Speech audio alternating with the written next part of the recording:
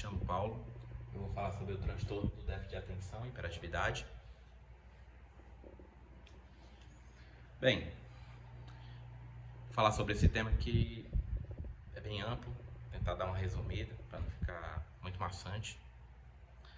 Bem, assim, quando a criança ela começa a apresentar hiperatividade, desatenção, agindo de forma diferente, este comportamento ele pode ser devido à imaturidade, pode se resolver com o tempo. Mas acontece que em alguns casos, esses comportamentos eles são frequentes, provocando prejuízo, né, em alguns ambientes, como em casa, na escola, em outros locais, e estão presentes há mais de 6 meses em crianças a partir de 4 anos. E é pouco provável que esse comportamento ele se resolva com o tempo. Neste caso, deve-se procurar o profissional de saúde para avaliar a possibilidade do transtorno.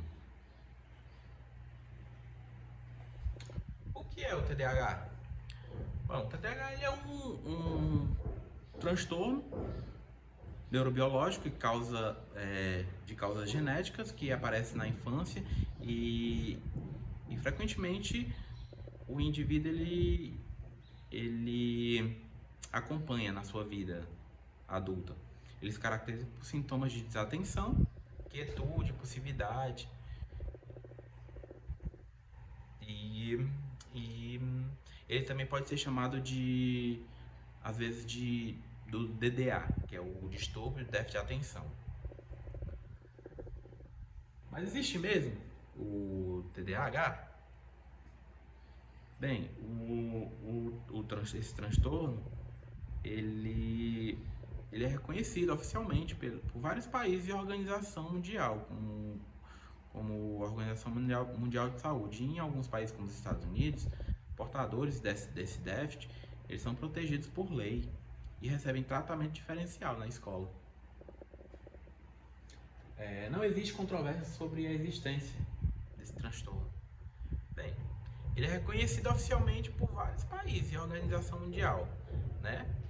E não, nenhuma. Existe inclusive o consenso internacional publicado pelos mais renomados médicos e psicólogos de todo o mundo a este respeito. O consenso ele é uma publicação científica, viu? Que é realizada por eles lá, em debates, os pesquisadores. Porque algumas pessoas hesitam em dizer que o TDAH não existe? Bem, pelas mais variáveis razões, né? Desde a inocência, a falta de informação científica, até mesmo a má fé. Alguns chegam a afirmar que o TDAH ele não existe e que é uma invenção médica da indústria farmacêutica para terem mais lucros, né? Outros tratamentos. Bem, no primeiro caso, inclui-se todos aqueles profissionais que não publicaram qualquer pesquisa demonstrando que estão certos, né, falando isso, e não fazem nem um grupo científico. Quando eu falo aqui da inocência, é falta de informação científica. E no segundo, ele fala sobre aqueles que pretendem vender alguma forma de tratamento diferente daquilo que é atualmente preconizado, alegando que somente eles podem tratar do modo correto. TDAH é comum? Bem, ele é um transtorno mais comum em crianças e adolescentes, encaminhando para o serviço especializado, né? Ele ocorre de 3 a 5% das crianças em várias regiões diferentes do mundo, que foi pesquisado, e mais da metade dos casos dos transtornos acompanham o indivíduo na vida adulta, embora esses sintomas eles sejam mais brandos. Quais os sintomas? Os sintomas ele é uma combinação de dois tipos de sintomas, né, que é a desatenção e a hiperatividade impulsiva. Esse déficit na infância, em geral, se associa às dificuldades na escola, relacionamento com as demais crianças, pais, professores, As crianças elas são tidas como avoadas, vivem no mundo da lua. Os meninos, eles têm a probabilidade de ter mais hiperatividade do que as meninas. E isso é só um resumo. Em adultos ocorre problemas de atenção para coisas do cotidiano, do trabalho, bem como a memória. Quais são as causas? As causas... Já existem inúmeros estudos em todo o mundo, né, inclusive o Brasil, demonstrando que a prevalência desse déficit é semelhante em diferentes regiões, o que indica que esse transtorno não é secundário de fatores culturais.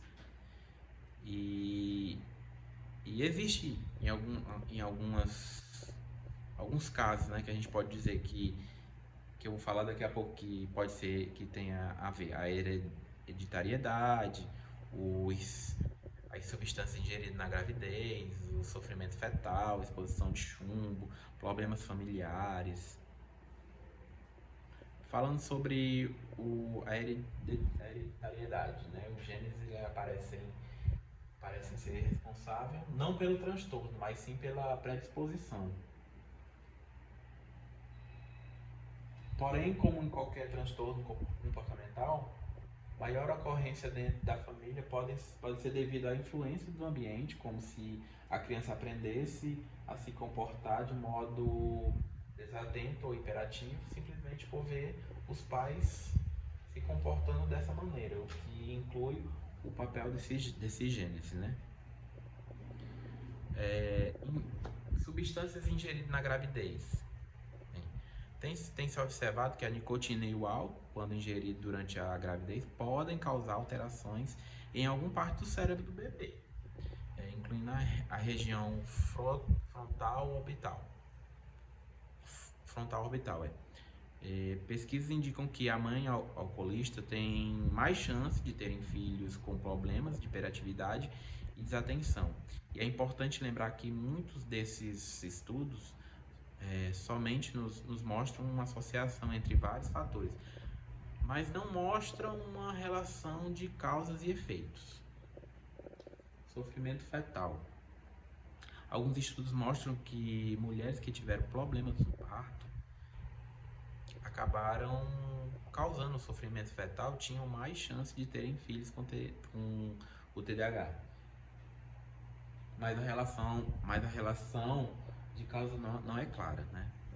Aí vem a exposição de chumbo. As crianças pequenas que sofreram intoxicação por chumbo podem apresentar sintomas semelhantes a esse déficit. Mas, entanto, não há nenhuma necessidade de se realizar exames de sangue para medir o chumbo no sangue das crianças, né? Já que isso é raro. Problemas familiares, né? Algumas teorias sugeriam que problemas familiares, como alto grau de discórdia, baixa instrução da mãe, família com apenas um dos pais, família caótica e família com nível socioeconômico mais baixo, podem ser a causa, né, desse déficit nas crianças. Estudos recentes dizem que essa ideia não está certa, né? Que as dificuldades familiares podem ser mais consequência de causas desse déficit.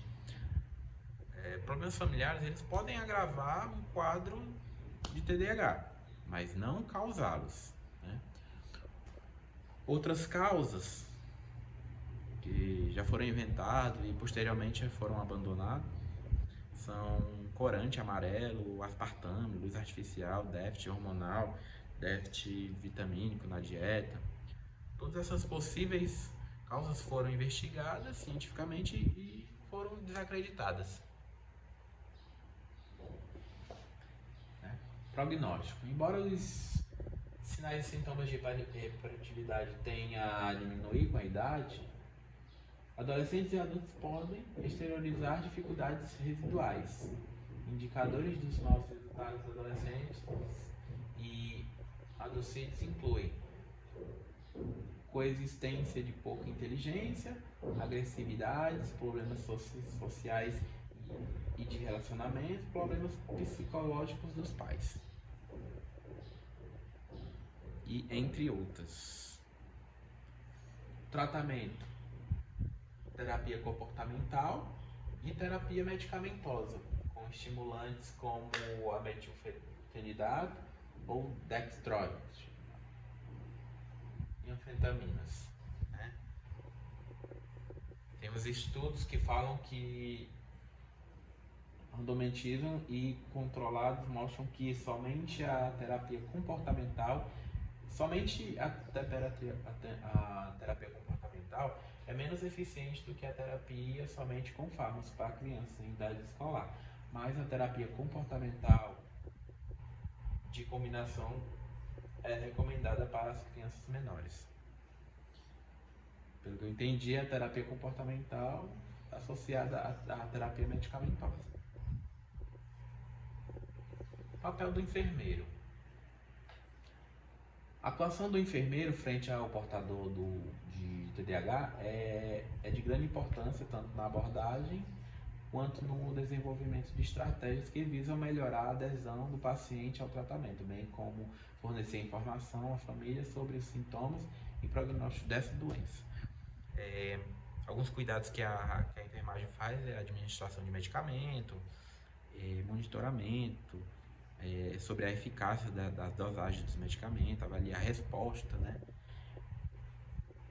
junto à criança que está tomando essas drogas.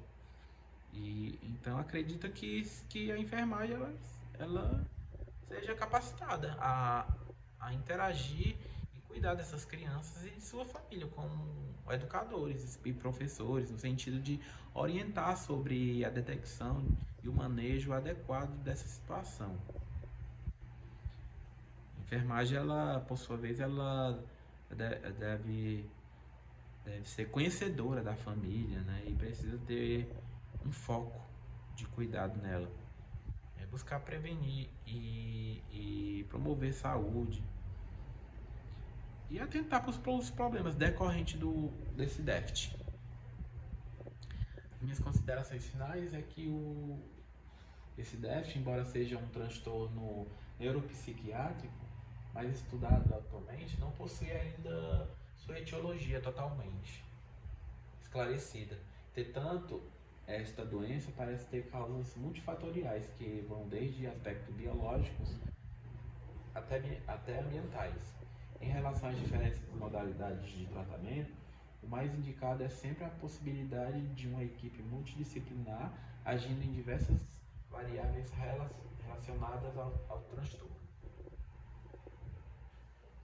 Algumas dicas para quem tem filho com esse transtorno, que é incentivar, motivar e limitar críticas, impor limites, incentivar exercícios físicos, evitar comparações e ajude as crianças a se organizar. As minhas referências foram a Associação Brasileira de Déficit de Atenção, Manual dos Profissionais de Saúde e esse artigo, que é o papel do enfermeiro junto à criança com transtorno de déficit de atenção e hiperatividade na fase escolar. E obrigado. Isso foi um resumo, porque esse trabalho ele é muito extenso, então, para não ficar muito maçante. Obrigado.